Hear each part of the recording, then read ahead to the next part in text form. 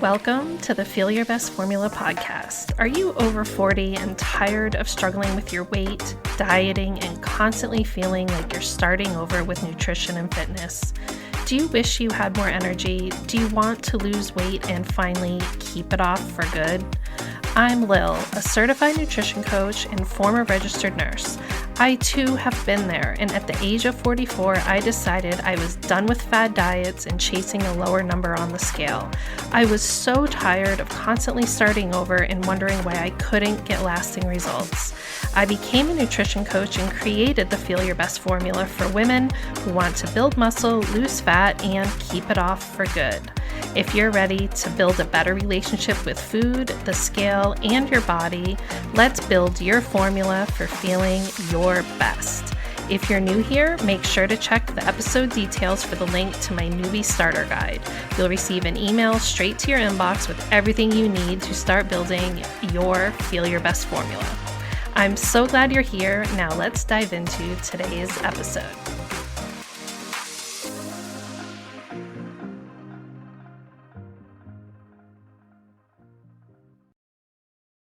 Hello, happy Friday. I am popping in here with a bonus mini session here because I want to give you an update on how my fat loss phase is going.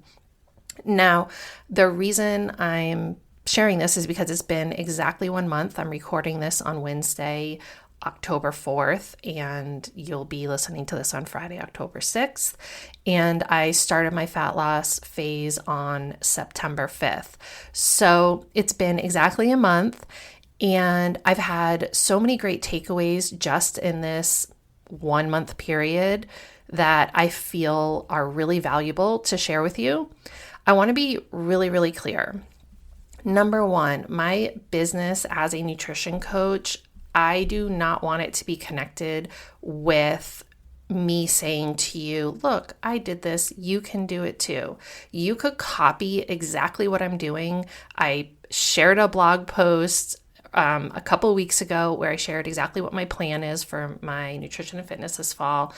And I just want to make it so clear that you could copy what someone else is doing, and you are just not going to get the same exact results as them. So when I share my experience, I don't want it to be in the vein of, oh, if you do this, then you're going to look like me or you're going to get the same results. Instead, I want to share it as I'm sharing knowledge and experience so that you can pull out the pieces that make sense for you.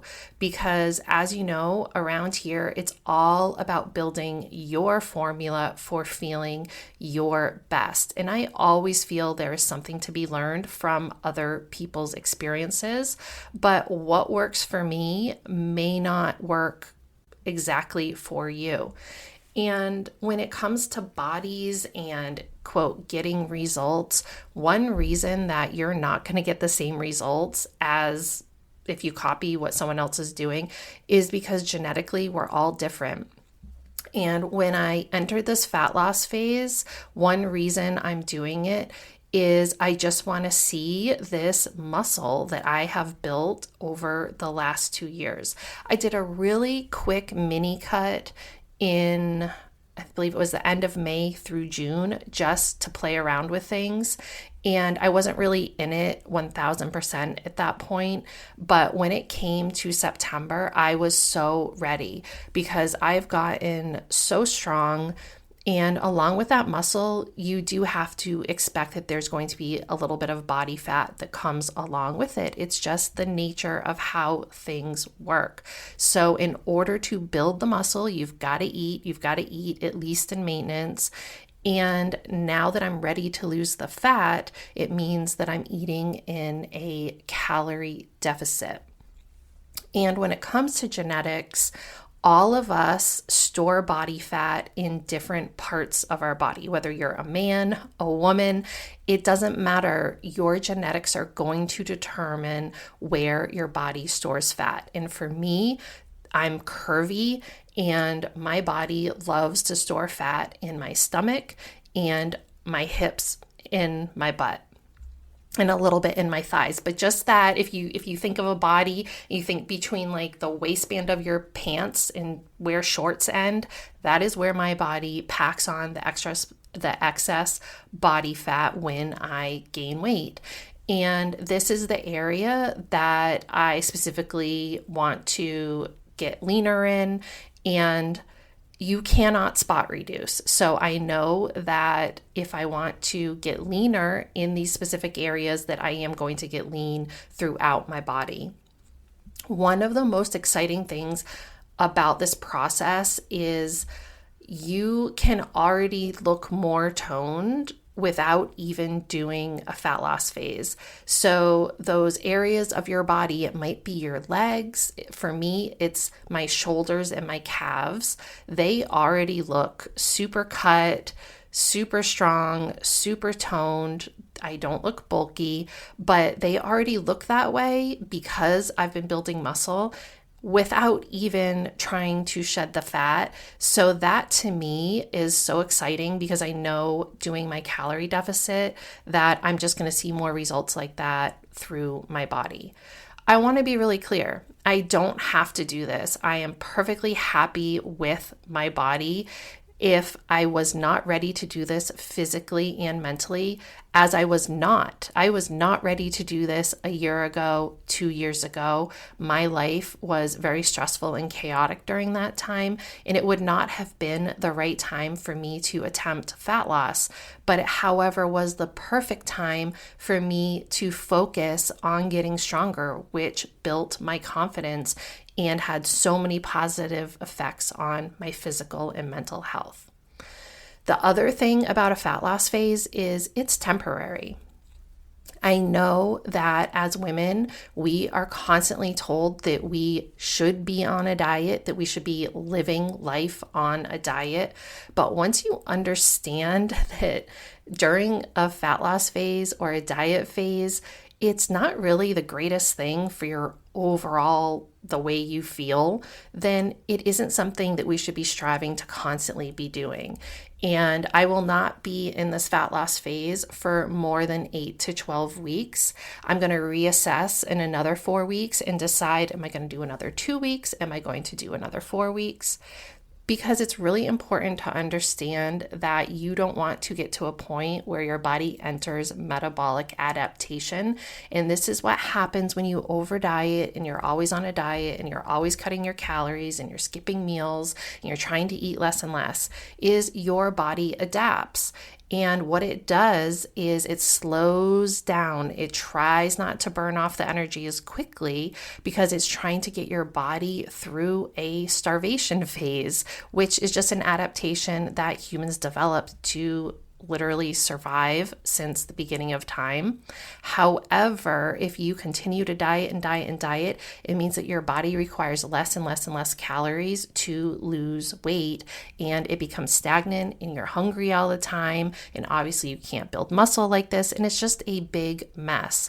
So I advise my clients to not stay in a fat loss phase for more than 12 weeks, because then you got to go into maintenance to get your body away from any risk of metabolic adaptation. And none of us want that. So I know it can be hard, especially if you're seeing the scale go down, which can be very exciting, but you don't want to get yourself in a pickle with that. So you've got to go back into maintenance. So I just want to be clear, I am viewing my fat loss phase as something that is temporary.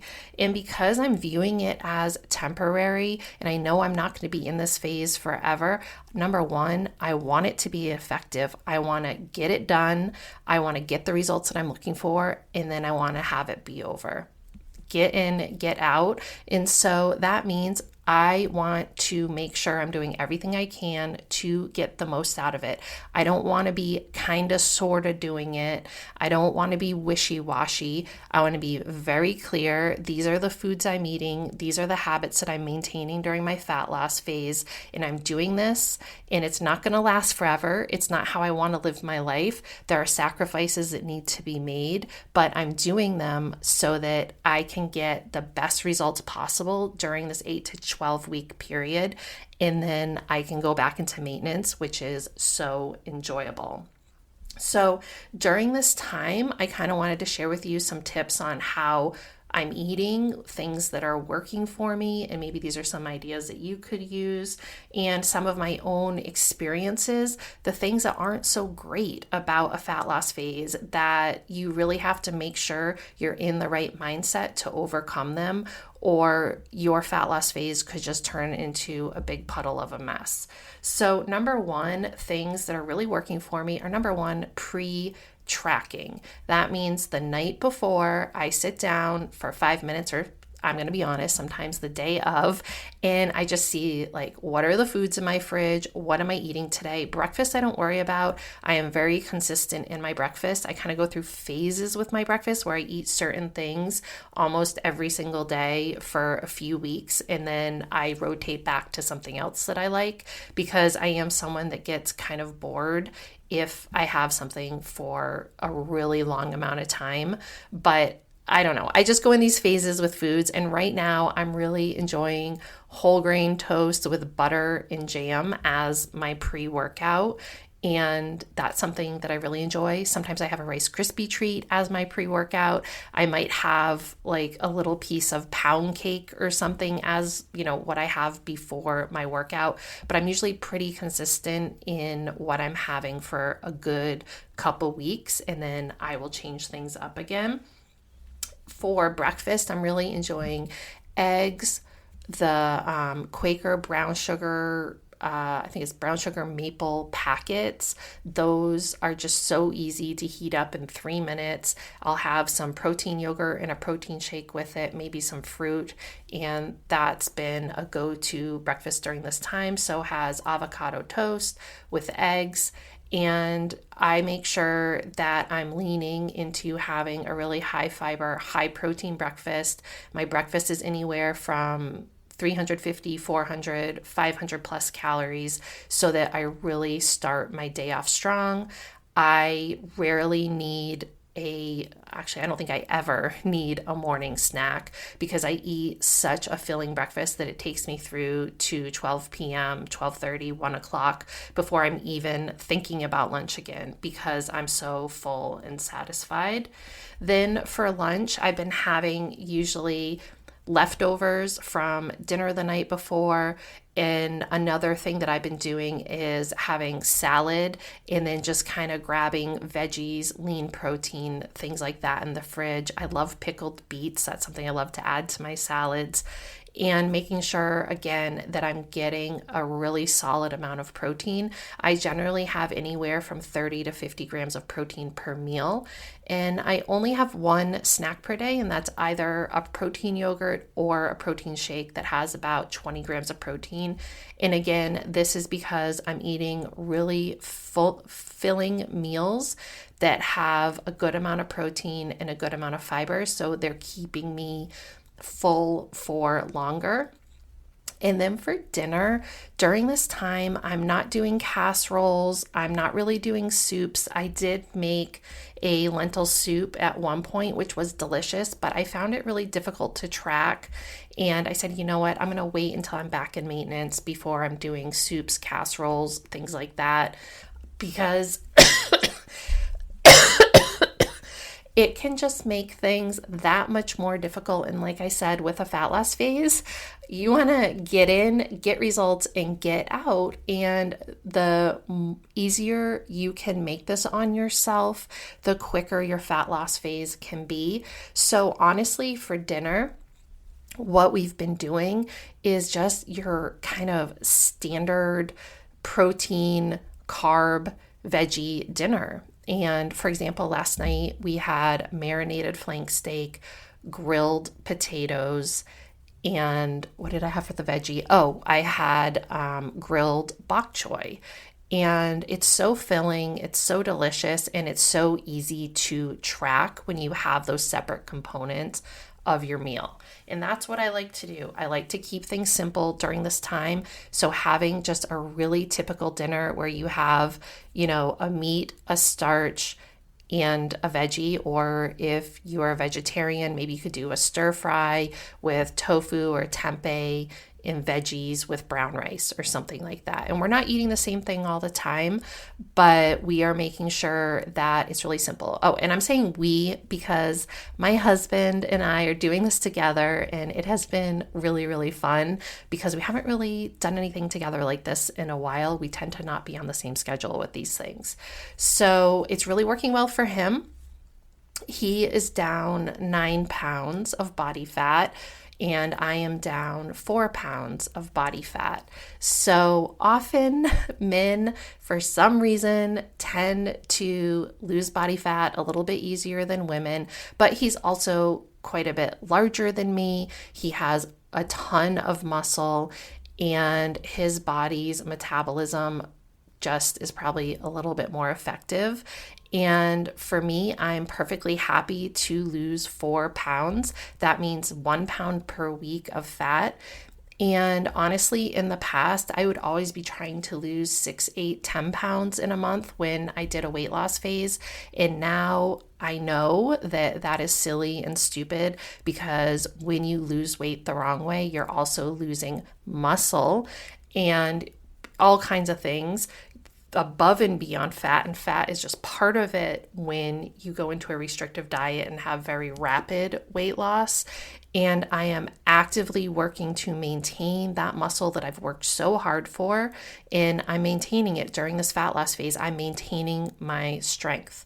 I did have one major setback literally the second week where I got sick, and I have not been sick in probably 4 years, to the point where really for 3 days, I just felt really awful. I had this really nasty head cold. It wasn't COVID. It was just some sort of crap that my kid picked up at school, and he got it and he gave it to me. And during that time, was I in a calorie deficit? Absolutely not. You should not be restricting your body of nutrients and calories and energy when you are sick.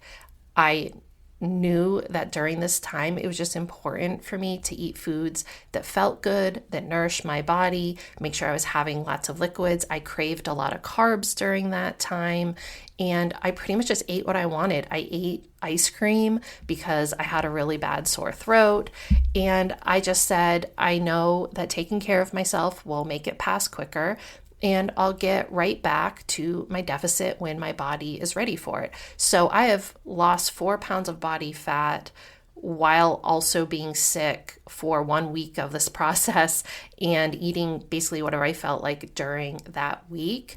But once I jump back into things, I jump back into it 100%. So could I have lost like some more scale weight during this time?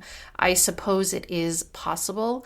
The other thing that happens in a 1 month period for me is I had my period twice. I actually got my period the very first week, like a couple days into the fat loss phase. And then I had it again this week because it's fun here. I get it like every 3 weeks. I don't recommend it, but that is just what my body does. So I have all these fluctuations on the scale. So my scale weight actually crept up, the past few days, and it's probably going to go down even more by the time you're listening to this on Friday, because I'll probably be letting go of a lot of that excess fluid that my body holds on to during my menstrual cycles. So you have to push through these normal fluctuations of life and do what makes sense. I stick to my calorie deficit during my cycle, and I did not stick to it when I was sick. I made that choice for myself because it was the right decision. So this is just me being honest with you that 4 pounds, I'm perfectly happy with that. And what I'm happy with the most is just how I feel. I already can feel leaner. I can already see a difference in the mirror. My strength training workouts are going just fine. I am still lifting really, really heavy. I'm not feeling a super decrease in energy other than obviously when I was sick. And overall, my habits are all the same except for the calories that I'm eating. So when you are in a true fat loss phase, you are intentionally preserving the muscle that you built and you are aiming to just lose the fat.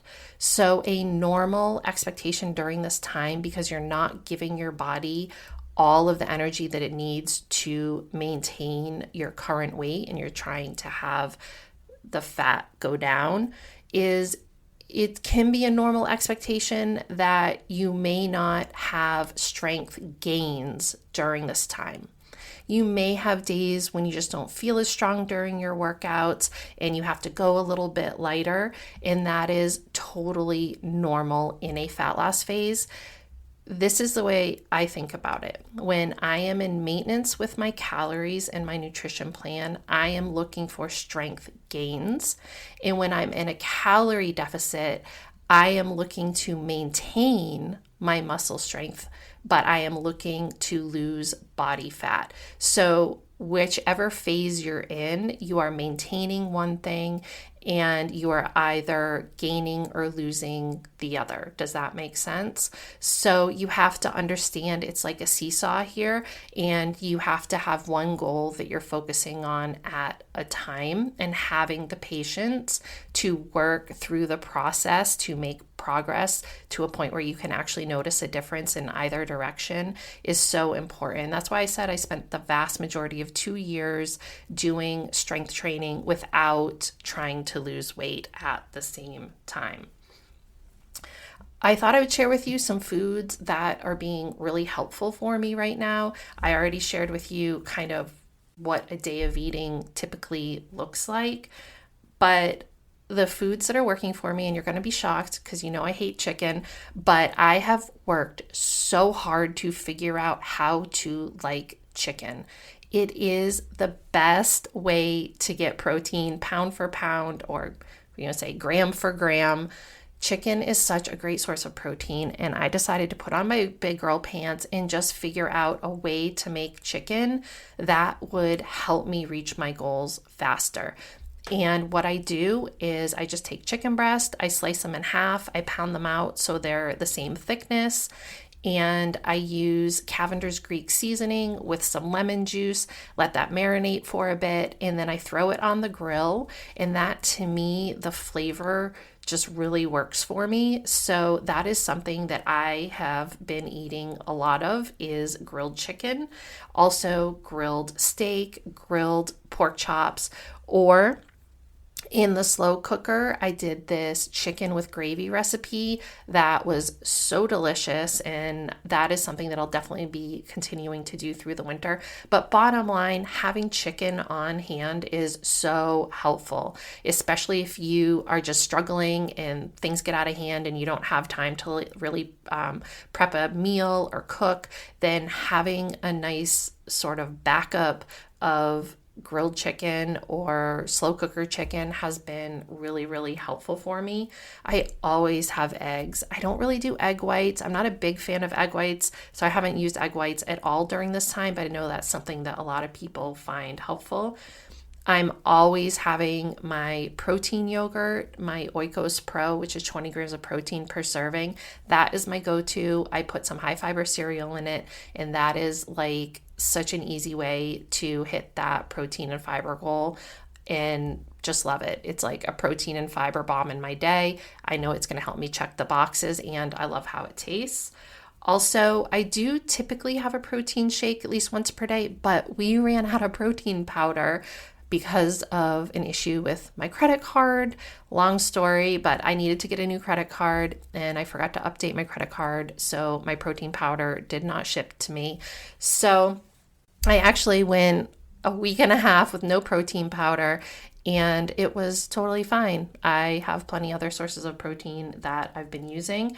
Another food that's been really helpful in helping me hit my protein and fiber goals is the Trader Joe's high fiber bread with 5 grams of fiber per slice. It's delicious and has tons of fiber. If you have a sandwich, that's 10 grams of fiber right there, and it's just absolutely delicious. Like I said, a lot of salads, brown rice, jasmine rice. I don't play that game of like what's better, brown rice or jasmine rice. I just eat what I feel like eating. They're both perfectly fine. Chicken sausage Pay careful attention to how much protein and how much sodium you're getting in chicken sausage when you buy it. Some is so high in sodium and has very little protein. So this is where you really want to be reading the label. D. Luigi's is a brand that I've been doing, and that has 22 grams of protein per link, and it has a lot less sodium than other brands out there, especially for the protein content. I love broccoli, I love green beans, I love asparagus, peppers, onions, salads, things like that. Just having both fresh and frozen ingredients in the house is so helpful when you just want to throw together a quick meal. And fish like salmon and haddock, those are in regular rotation as well. I'm a New Englander. I love seafood. Shrimp, also having frozen cooked shrimp on hand.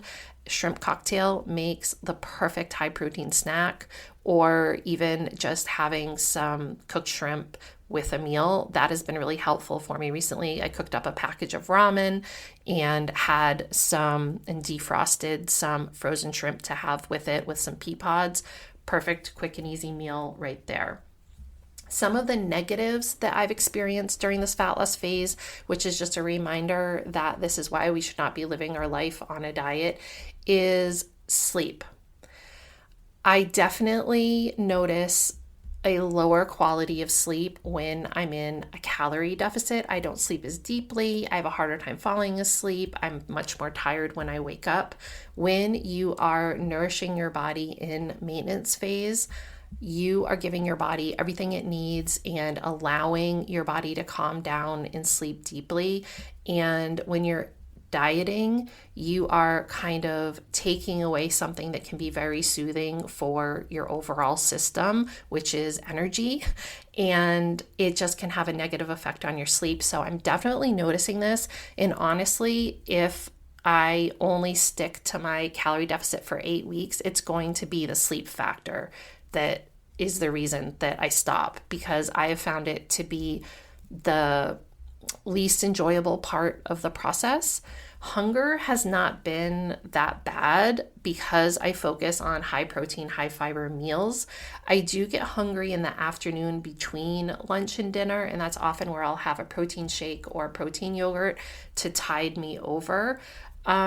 I'm hungry before I eat, and I'm hungry when I wake up in the morning, but overall hunger has not been a big problem. It was the biggest issue in the very beginning as my body was adjusting, and that was where I struggled a little bit more with cravings and hunger and really had to be mindful of how to manage it. But now that I'm in a good rhythm, it really is not bothersome. And if you are a little bit hungry, it's just kind of your body telling you that you are in a calorie deficit. But if it is so bad that you are obsessing over food and you are binging and just shoving food in your mouth when you have the opportunity, then that can be a sign that your calories are too low and maybe you need to make an adjustment to your calculations, because that is why most diets don't work. They completely slash your calories to the point that you end up binging. I've been there, I've done that. And this is the most enjoyable way to see the scale number go down that I have ever experienced in my life. And like I said about the strength training, I'm not really noticing that I'm going up on weights, but I'm also not really noticing that I'm losing any strength, and I still feel great. It takes a really long time for your body to lose muscle once you've built it. So as long as you're continuing the resistance training during this time, then you shouldn't expect things to go, in a negative direction, unless of course you're severely slashing your calories. So I think that's it. And I hope you find it helpful when I share things like this. But a fat loss phase is so much more enjoyable than living life on a diet. There's an end date, and then I will be moving back into maintenance, and maybe I'll do another fat loss phase again. I don't know, but it for sure will not be for at least another 6 months or a year, because I work hard to build that muscle. And when I'm in a fat loss phase, I'm not going to be building muscle. Okay, that's it for today. Thank you so much for being here, and stay tuned because, as always, there's going to be a new episode on Monday. Thank you so much for tuning into today's episode of the Feel Your Best Formula podcast. If you haven't already, make sure to check the episode details for my new listener starter guide, and any additional resources mentioned in the episode can also be found in the show notes on my website. You can always find me on Instagram at Macros with Lil, and for more healthy lifestyle tips, recipes, and information on my one-to-one and group coaching services, make sure to check out my website. All the links can be found below. If you know someone else who is ready to start building their formula for feeling their best, please share the love and send them the link to the podcast. I hope you found today's episode helpful, and I'll see you back here next week for a brand new one.